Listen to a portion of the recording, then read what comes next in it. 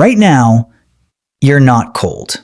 And you probably won't be for the next several hours either, because you live in a world that simply doesn't let the cold reach you. The moment the temperature drops, your house warms itself.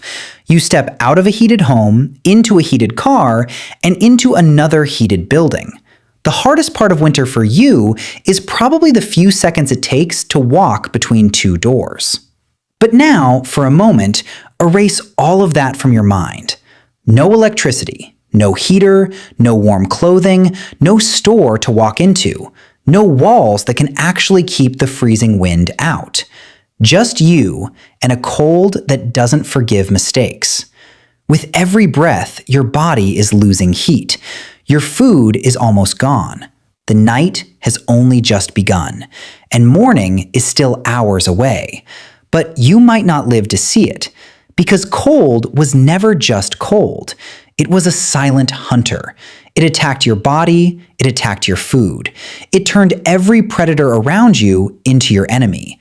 And then came something even worse. A long, merciless darkness that didn't break the body, it broke the mind. And yet, humans didn't disappear. Instead of running from the cold, they walked straight into it. They reached freezing Europe. They reached Siberia. They survived in places even modern humans would fear spending a single night in. So how? How did a creature with no claws, no thick fur, no extraordinary strength manage to defeat the deadliest season on Earth? The answer isn't just surprising. It might be the very story that made us human. And today, we're uncovering exactly how they did it. Let's start with the most obvious enemy, the cold itself. Here's something most people never think about. The human body was never designed for freezing temperatures. We evolved under warm African skies, with no thick coat of fur, no natural insulation to shield us from ice and wind. Left alone in true cold, a human body can lose the fight in just a few hours. Fingers stop responding, thoughts slow down, and eventually everything shuts off completely. And yet, ancient humans didn't retreat from the cold. They pushed straight into it, deep into Ice Age Europe, deep into brutal northern winters that could kill in a single night. So how exactly did they survive? The first answer feels obvious: fire. But fire has a serious flaw. It only warms whatever side is facing it. The second you step away to hunt or gather more wood, the cold rushes straight back in. Fire alone was never going to be enough to keep a human being alive through an entire winter. What people truly needed was something that could trap warmth against their own body, everywhere they went, day and night. And that need gave birth to one of the most important inventions in human history. Not a weapon, not a tool for hunting, clothing. But not the simple version you might be picturing. In the beginning, people simply draped animal skins over their shoulders and hoped for the best. It helped, slightly, but there were gaps everywhere.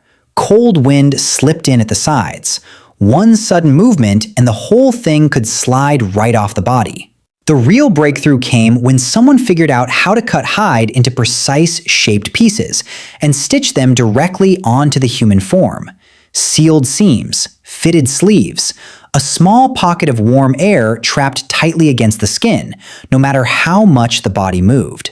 But creating something like that required an incredibly precise tool, a needle with a tiny hole for thread to pass through.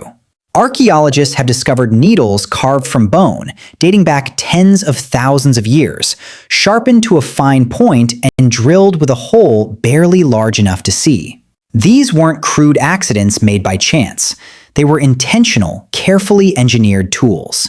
Even the thread came from the animal itself, tough connective fiber pulled from muscle, dried and twisted into cord strong enough to hold an entire garment together. With clothing like that, fitted and sewn directly to the body, a human being could finally stand in air cold enough to kill and survive inside their own small, private bubble of warmth.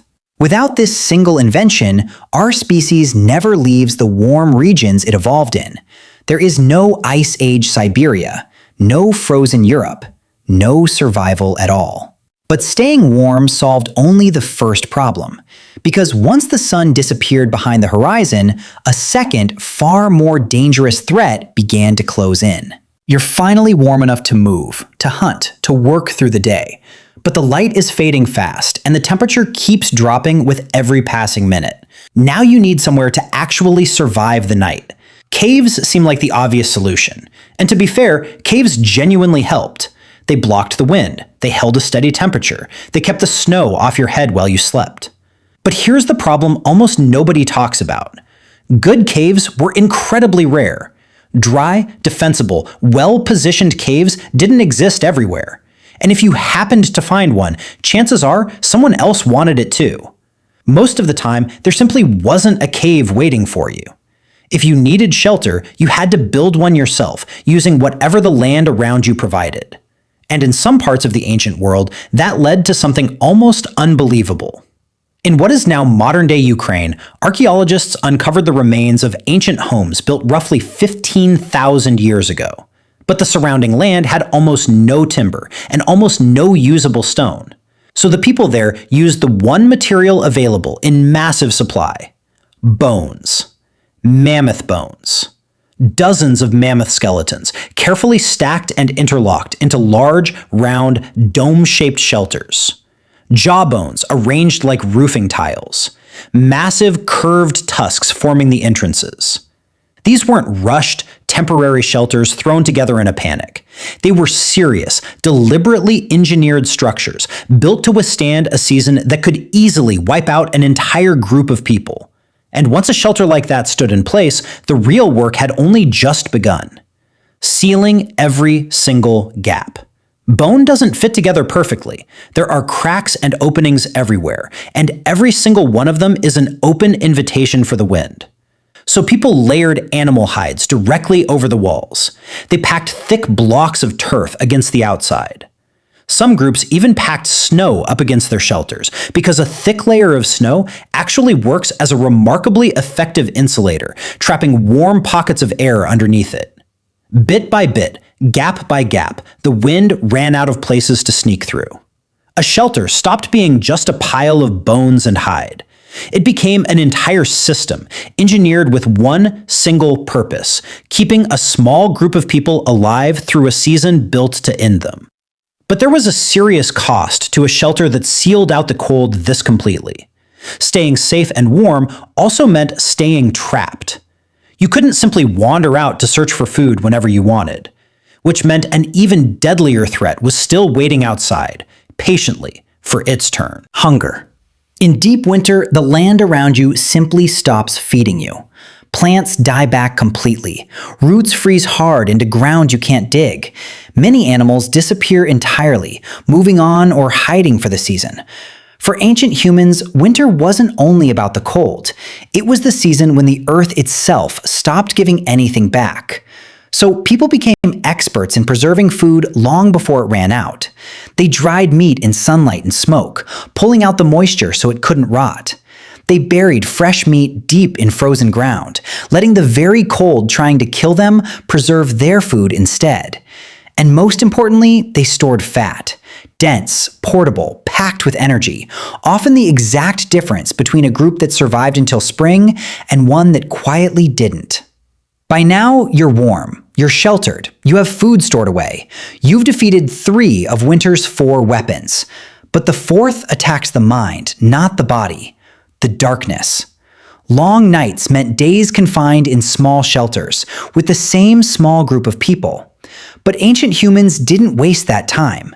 They repaired tools, mended clothing, and around the fire, elders passed down everything they knew.